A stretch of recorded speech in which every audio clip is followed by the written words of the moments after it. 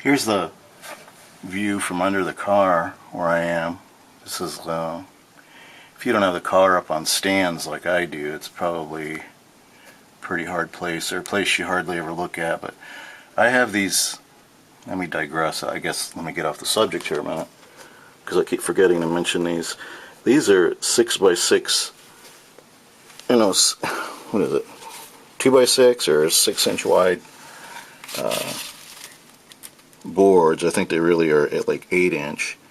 And I think I just bought one long piece, and I just made these stands. One of them has these stops on them on the front and back to keep the car from moving around.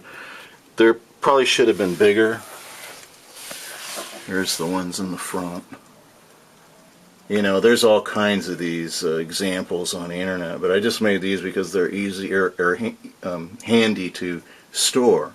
They're probably not as stable, but hey, I feel pretty good under it because I shake it before I get under it, and it's pretty stable. I've done it several times, but that's what makes this working for you guys that don't have a hoist. Anyways, back on track here. This is the place where I decided to mount it. I'm not drilling any new holes. I just enlarged this one a little bit so it could handle that 10mm bolt. And you know, hopefully you can tell where this is. This is that camber compensator, the center of it. I'll probably do some more videos on that to show you guys how that works, because I don't know how it works either, so I'll have to read about it. So let's see if we can get this.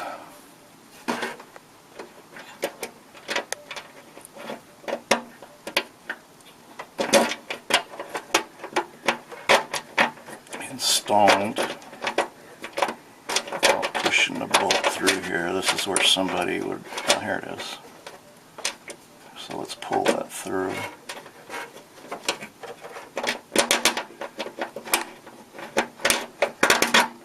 Alright. Okay, so we pull that through. We're gonna see if we can at least try out this idea I got. Okay. To me that looks like I got enough thread. Let's see if I can do this. So anyways, here we go. Let's see if that'll go on here like that.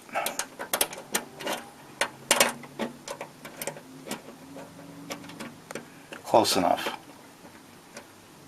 Alright, so this is going to go, that copper tube that you see right there is going that fitting, and this big thing, I'm going to cut it.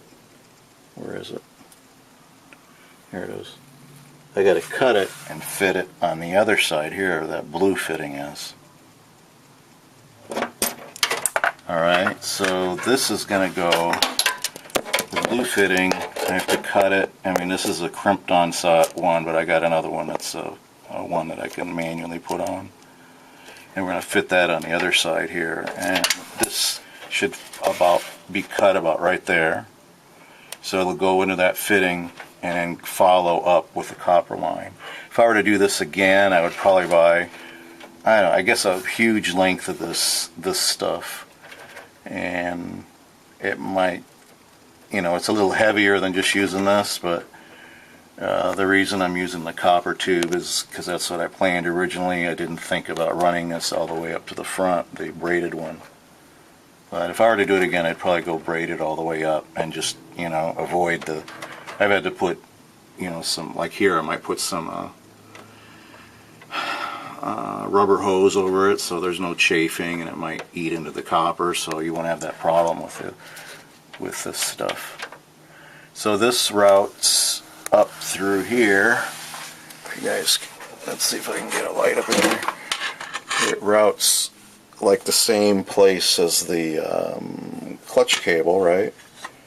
And it goes to this other fitting on the engine right here. You can see that little chrome fitting, and then there's a brass fitting that goes into the block.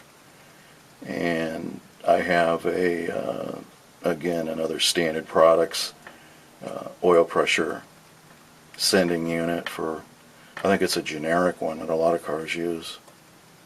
So that's hooking up the oil filter, the oil pressure mechanical gauge on the car. And I guess there's a lot of different ways you probably could do this, but this is just what I ended up with because I already got the parts, and some parts were lacking, like that little thing I made. So that's it for now anyway.